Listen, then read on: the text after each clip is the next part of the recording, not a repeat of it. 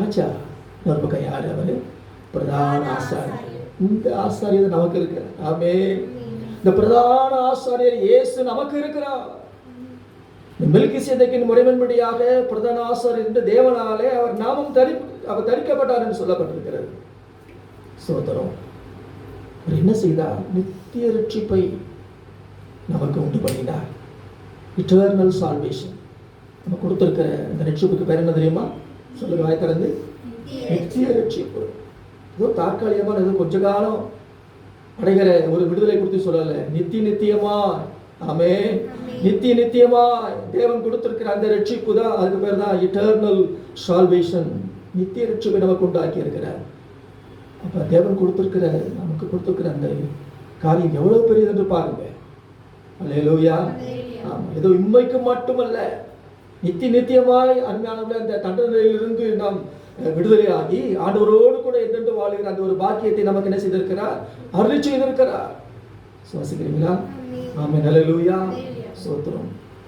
எனக்கு அன்பானவர்களே, இப்படிப்பட்ட பிரதான ஆசாரியர் நமக்கு இருக்கிறார். இவருடைய சிறப்பு அம்சங்கள் என்ன?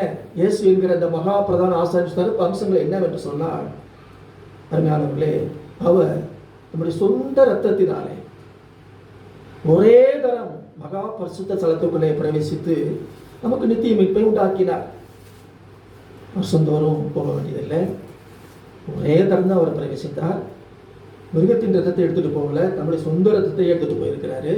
அருமையானவர்களே, பிரவேசித்து நமக்கு தேவன் அருளிய அந்த மீட்புக்கு பேர் என்னது? நித்திய மீட்பு. அடுத்தபடியாக இந்த பிரதான ஆசாரியர் என்ன பண்ணுகிறார்? நம்மை நித்தியமாய் ஆசீர்வதிக்கிறார். அவர் கொடுக்கிற ரட்சிப்பு நித்திய ரட்சிப்பு. அவர் கொடுக்கிற ஆசீர்வாதங்கள் எல்லாமே நித்தியத்திற்குரியவைகள், நித்திய ஆசீர்வாதங்கள். ஆசாரியர் ஏற்கனவே சொன்னது போல, ஆசாரியர் என்றாலே என்ன அர்த்தம் தெரியுமா? நம்ம ஆசீர்வதிக்கிறவர், நம்ம பிளஸ் பண்ணுவார் அவர். ஆமென். சோத்திரம். கர்த்தர் நமக்கு கொடுக்கிற ஆசீர்வாதங்கள் எல்லாம் நித்தியமானவைகள். அல்லேலூயா. சுவாசிக்கிறீங்களா? அல்லேலூயா. ஆமா, அவர் கொடுக்கிற ரட்சிப்பு நித்தியமானது, கிருபை நித்தியமானது, ஆசீர்வாதங்கள் நித்திய ஆசீர்வாதங்கள். வேதம் சொல்லுகிறது, ஏசாயா தீர்க்கதரிசி புத்தகத்திலே 54ஆம் அதிகாரம் 8வது வசனத்தில் விதமாய் வாசிக்கிறோம். அற்ப காலம் உண்ட கோபத்தினால் என் முகத்தை இமைப்பொழுது உனக்கு மறைத்தேன், ஆனாலும் நித்திய கிருபையுடன் உனக்கு இறங்குவேன் என்று கர்த்தராகிய உன் மீட்பர் சொல்லுகிறார். ஆமென். அற்ப காலம், கோபம்லாம் எவ்வளவுதான், அற்ப காலம், சொற்ப காலம். ஆனால்